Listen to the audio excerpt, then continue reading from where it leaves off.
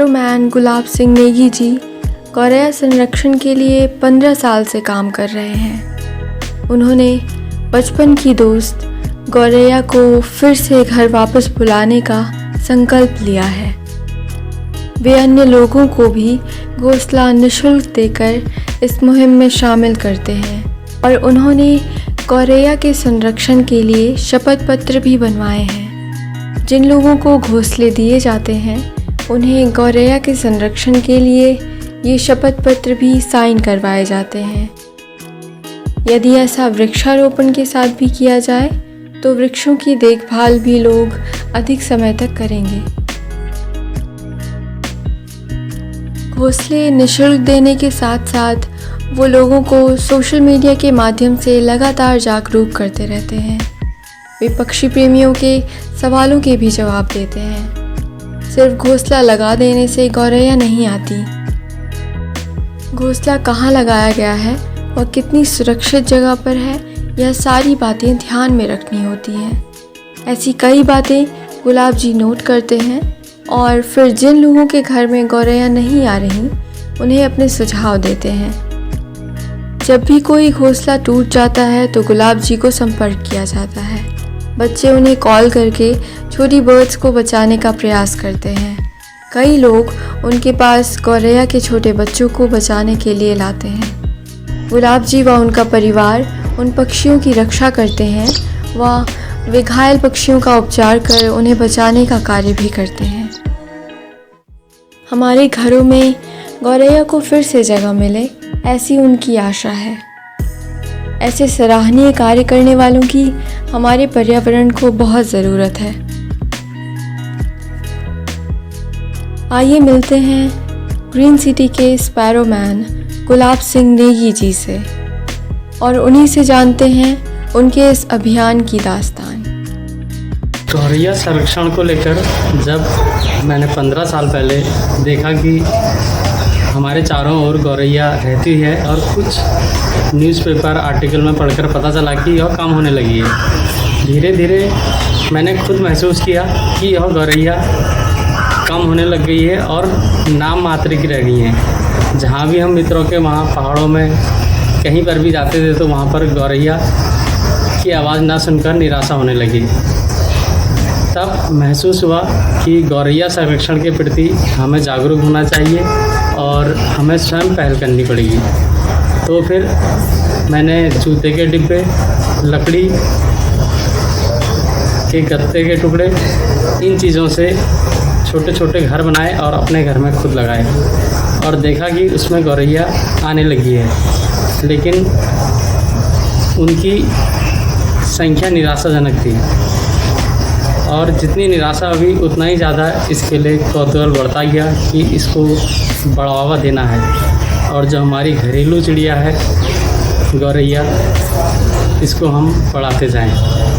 और इस मुहिम को करते करते आज इतने साल बीत गए हैं और आज यह चिड़िया यहाँ पर लगातार आने लगी है और बहुतायत में पाने लगे हैं।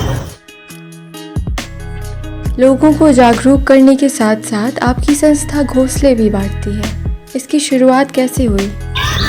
जब हमारे घर में लगे हुए जो जूते के डिब्बे थे, कार्डबोर्ड के टुकड़े के बने हुए नेस्ट लगने लगे और उनमें गौरैया आने लगी, तो हमारे जितने भी चिर परिचित थे, हमारे रिलेटिव्स थे, फ्रेंड्स थे और मेरा स्कूल है वहाँ पर, यहाँ पर पेरेंट्स भी आते हैं, तो उन लोगों ने देखा कि एक चिड़िया जो हमारे हाथ से बने हुए घोंसले में आ जा रही है, तो उन्होंने भी मुझसे कहने लगे कि आप सर जी हमें भी एक घोंसला दीजिए।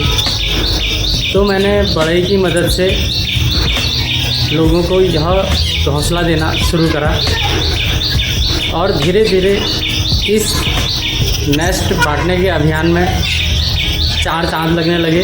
जो भी ले जाता था उन नेस्ट को, उनके घर में भी स्पैरो आने लगी। लेकिन इस अवधि में, इस समय को बीतने में 3, 4 से 5 वर्ष लगे लोगों के वहाँ। जब मैंने घोंसले दिए और उनको जाकर ऑब्जर्व करा कि उनके वहाँ क्यों नहीं आ रही है, उन चीज़ों को नोट करके मैंने ब्रोशर बनाया और उनको लिख कर रखा फेसबुक व्हाट्सएप के माध्यम से, सब लोगों को भेजता रहा कि आप ये कीजिए, ऐसा मत कीजिए। तो उन लोगों को भी सफलता मिली और वो लोग भी आगे को इस मुहिम को बढ़ाते गए। क्या सिर्फ घोंसले लगा देने से किसी के घर में गौरैया आ जाएगी, या उसके लिए कुछ विशेष बातों का ख्याल भी रखना होगा? हम लोग जब भी अपने घर में इस घोंसले को लगाएं, इस नेस्ट को लगाएं, तो हमें ध्यान रखना है कि यह डायरेक्ट सनलाइट में ना हो। ऐसा नहीं कि सुबह की किरण इसमें पड़नी चाहिए या शाम की पड़नी चाहिए, इसमें कोई भी लाइट नहीं पड़नी चाहिए, बारिश का पानी नहीं पड़ना चाहिए। और सबसे मुख्य बात कि वहाँ पर चढ़ने के लिए, बिल्ली के लिए, आदि जानवरों के लिए कोई भी स्लैब वगैरह ना हो। और यह हमारी हाइट से ऊपर होना चाहिए, ताकि जब चिड़िया इस पर आए तो उसको डर नहीं होनी चाहिए कि मुझे यह मानव छू लेगा या मेरे बच्चों को या अंडों को परेशान करेगा या उनको छूकर देखने की कोशिश करेगा। जब उसको एहसास हो जाता है कि यह घर हमारे लिए बिल्कुल परफेक्ट है, दोनों नर और मादा, मेल और फीमेल दोनों लोग सर्वे करते हैं, और जब उनको लगने लगता है कि यहाँ पर हमें कोई दिक्कत नहीं है, तो वह स्वेच्छा से वहाँ पर आते हैं, अपने लिए तिनका लेके आते हैं और उसमें अंडे देते हैं और उससे बच्चे बनाते हैं। ये मैं घोंसले का एक डेमो दिखा रहा हूँ, ताकि इस वीडियो के माध्यम से इसको आप लोग देख सकते हैं और अपने घरों में लगा भी सकते हैं। ये जो है अंदर 4 से 5 इंच का होता है, 5 बाई 5 इंच अंदर, और इसका होल साइज जो है 1.5 इंच का होना चाहिए, 1.5 इंच डाया का। इसको हम कभी भी ज़्यादा ना करें, ताकि हम केवल स्पैरो कंजर्वेशन की बात कर रहे हैं। अगर हम इसको 1.5 इंच से ज़्यादा करेंगे तो इसके अंदर दूसरे जो हमारे चिड़िया होती हैं वो आ जाती हैं और इस गौरैया को डिस्टर्ब करती है। और इसमें हमने एक यहाँ पर ये लगाया हुआ बैठने के लिए, ताकि जब भी फ्राई करके आए यहाँ पर बैठे और यहाँ से अपने बच्चों को अंदर जाकर दाना पानी खिलाएं। इसके अलावा मुख्य बात यह है कि इसमें हमने एयर होल्डर है, ताकि अंदर ह्यूमिडिटी ना हो, किसी प्रकार का कोई पानी वगैरह अगर गलती से चला जाता है तो यहाँ के रास्ते सूख भी जाए। इसके अलावा पीछे से एक हमने इसमें स्लाइडिंग डोर लगाया है, इसमें एक स्लाइडिंग डोर लगाया हुआ है। इसको हम खोलकर जब इसमें से बच्चे ऊपर हो जाते हैं तो इसको हम खोलकर इसकी सफाई कर देते हैं। ऊपर एक होल और है जो हम अपनी दीवार पर हैंग कर सकते हैं। और हम इसमें हमने ऊपर से इसमें रेड कलर का पेंट किया हुआ है, यहाँ ग्रीन है। इसी प्रकार आप भी अपने घर में जो भी घोंसला कागज़ का, गत्ते का, लकड़ी का लगाएं, उसको आप रंग बिरंगा भी कर सकते हैं। ये एक दूसरा साइज है, यह खर्चीला काम है क्योंकि प्लाई महंगी होती है। ये देखिए, ये भी लगभग उसी साइज का है और इसमें भी स्पैरो आती है। इसके अलावा जब प्रयोग करने की बात आती है, हम लोग जब प्रयोग करते हैं तो मैंने एक गुल्लक को लिया है। इस गुल्लक को ऊपर से एक ड्रिल मशीन से होल करा है और इसको हैंग करा दिया है, और इसमें भी एयर होल करे गए हैं, ये आप देख सकते हैं। इसमें भी चिड़िया आती है लेकिन बहुत कम सक्सेस हुआ, लेकिन लकड़ी वाले में उसमें जगह ज़्यादा होती है। यदि हम मटका वगैरह थोड़ा बड़ा लगाएं तो उसमें चिड़िया आ जाती है। इसी क्रम में मैंने अपने घर में जो लौकी होती है, हम लोग बीज बनाते हैं, उसको भी हमने लिया है, ये देख सकते हैं। इसको भी अगर हम अपने वहाँ टीन सेट है या कहीं पर हमारा कच्चा छप्पर है, इसमें हम गाय भैंस रखते हैं, अगर इसको वहाँ पर हम हैंग करते हैं तो इसके अंदर भी चिड़िया चली जाती है। इसके अलावा जो इसका दूसरी तरफ का ढक्कन है, उसको भी यदि हम काट दें तो उससे भी कुछ हम बल्ब वगैरह काटने का ही बना सकते हैं। इस मुहिम को आगे बढ़ाते हुए आपकी भविष्य की क्या योजना है?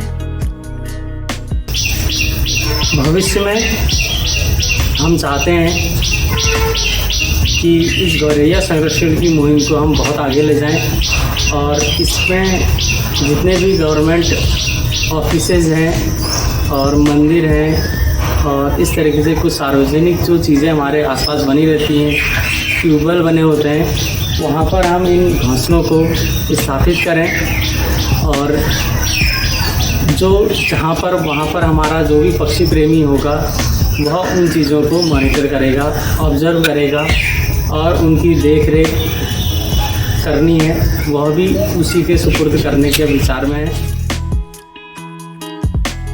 दर्शकों से आप संक्षिप्त में क्या कहना चाहते हैं? इस पर्यावरण दिवस पे 5 जून को हमने पर्यावरण के तहत हमने एक ऑनलाइन कार्यक्रम चलाया था, जिसमें हमने जो लोग भी इस पर्यावरण को बचाने के लिए जो जहाँ पर रह रहा है अपने घर पर, उसने कुछ भी अगर अपने जानवर पक्षियों की वृद्धि कुछ किया हो तो हमने उसकी 2 मिनट की वीडियो मंगाई थी और हमें उसमें बहुत सारी एंट्रियाँ प्राप्त हुई और उसका हमने रिजल्ट भी निकाला, जो कि बहुत ही सामान्य रूप से उन्हें पुरस्कार भी हमने इस संरक्षण पर्यावरण संरक्षण और गौरैया संरक्षण की मुहिम के तहत उनको हम ऑब्लाइज करेंगे। और हम चाहते हैं कि इस तरह की छोटी छोटी कोशिशें हर जागरूक आदमी करे, ताकि हम अपने पर्यावरण को, अपने पशु पक्षियों को, अपने पेड़ पौधों को हम बचा कर रख सकें। अपने अपने घरों में जो लोग भी अपना नया घर बना रहे हैं, ज़रूर उसमें 2 से 4 हौसले लगाएं और उनकी सुबह की चहचहाट को सुनें और उसका मज़ा लीजिए। यही ज़िंदगी है। इसी के साथ शुभकामनाओं के साथ नमस्कार।